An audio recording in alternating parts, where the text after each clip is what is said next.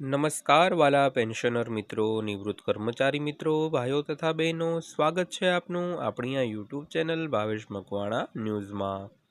તો મિત્રો, આજ સાંજના પેન્શન સમાચારમાં આપણે વાત કરવાના છીએ। તો સૌથી પહેલાં આજની તારીખ 19/12/2025।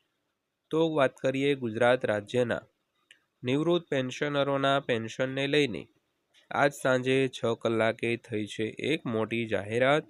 તો મિત્રો, શું છે જાહેરાત, જેની આજના વિડીયોમાં આપણે વિગતવાર વાત કરવાના છીએ। તો આજનો આ વિડીયો તમે ખાસ કરીને અંત સુધી જોઈ લેજો।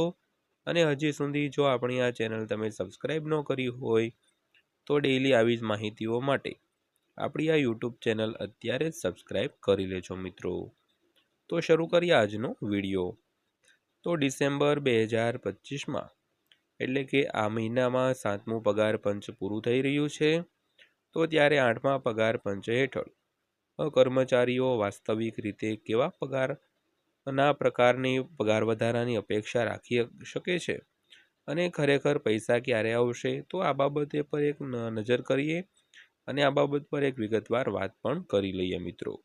તો કેન્દ્ર સરકારના કર્મચારીઓ અને પેન્શનરો ફરી એકવાર ભવિષ્ય તરફ જોઈ રહ્યા છે, કારણ કે 7મા પગાર પંચનો કાર્યકાળ 31 ડિસેમ્બર 2025ના રોજ સમાપ્ત થઈ રહ્યો છે। તો 8મું પગાર પંચ 1 જાન્યુઆરી 2026થી અમલમાં આવે તેવી અપેક્ષા પણ છે। જો કે સરકારે હજુ સુધી પગાર સુધારણા અથવા તો બાકી રકમની ગણતરી અંગે કોઈ ઔપચારિક જાહેરાત કરી નથી। તો ભૂતકાળની વાત કરીએ તો ભૂતકાળના પગાર પંચના વલણોને આધારે બાકી સામાન્ય રીતે પાછલા કમિશન સમાપ્ત થયાના દિવસથી શરૂ થાય છે, તો ભલે વાસ્તવિક પગારની ચૂકવણી પછીથી કરવામાં આવે મિત્રો। તો વાત કરીએ 8મું પગાર પંચ ક્યારે લાગુ થશે। તો 8મું પગાર પંચ જે નવેમ્બર 2025માં નાણાં મંત્રાલયે 8મા પગાર પંચને તેનો અહેવાલ રજૂ કરવા માટે 18 મહિનાનો સમય આપ્યો હતો। તો આનો અર્થ એ થયો કે ભલામણો 2027ના મધ્યમાં જ તૈયાર થવાની શક્યતાઓ છે મિત્રો। તો વાત કરીએ તો Karma management global consulting solutions private લિમિટેડના મેનેજિંગ ડિરેક્ટર અને chief vision officer Pratik Vaidya સમજાવે છે કે કર્મચારીઓએ સત્તાવાર અસરકારક તારીખ અને તેમના બેંક ખાતાઓ વાસ્તવિક પૈસા પહોંચવાના વિલંબ માટે તૈયાર થવું જોઈએ મિત્રો। તો કાગળ પર 8મા સીપીસીને 1 જાન્યુઆરી 2026થી અમલમાં આવતા પગાર સુધારણાનું કામ સોંપવામાં આવ્યું છે। તો વ્યવહારમાં ભૂતકાળના અનુભવ દર્શાવે છે કે અસરકારક તારીખ અને બેંક ખાતાઓમાં પ્રથમ ઉચ્ચ પગાર આવવા વચ્ચે સામાન્ય રીતે અંતર હોય છે એવું તે કહી રહ્યા છે।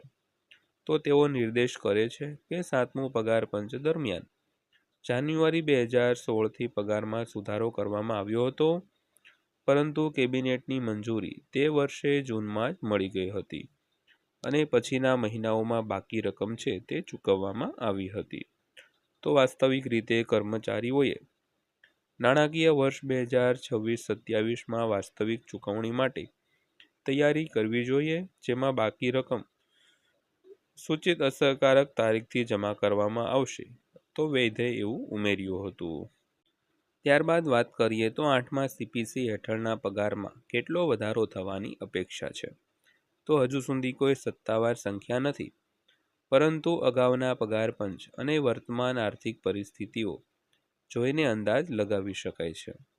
તો 6ઠ્ઠા પગાર પંચના પરિણામે સરેરાશ પગાર વધારો લગભગ 40% થયો।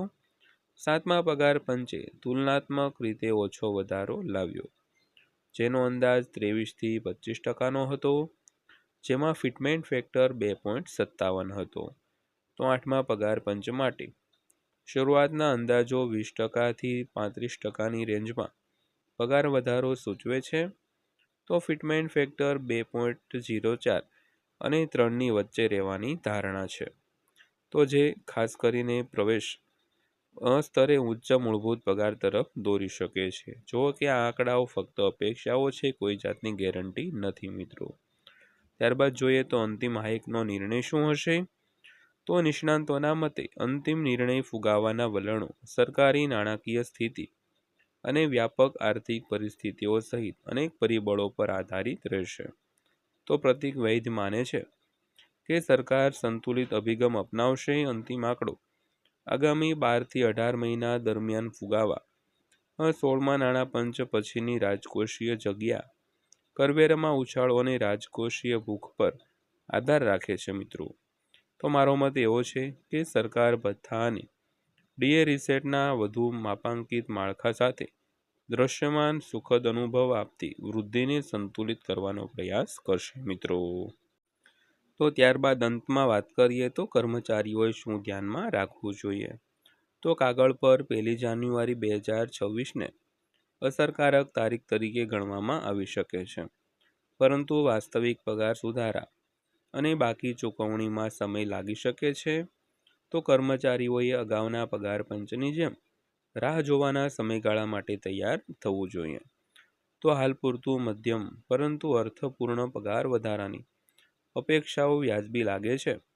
તો 8મા પગાર પંચ દ્વારા તેમનો અહેવાલ રજૂ કરવામાં આવે અને સરકાર અંતિમ નિર્ણય લે તે પછી જ સ્પષ્ટતા થવાની શક્યતા છે. મિત્રો, તો મિત્રો, આ હતી આજની માહિતી પસંદ આવી હોય, વિડીયો સારો લાગ્યો હોય તો વિડીયોને લાઈક કરજો અને આવી જ માહિતીઓ જોવા માટે આપણી આ ચેનલ સબસ્ક્રાઈબ કરી લેજો.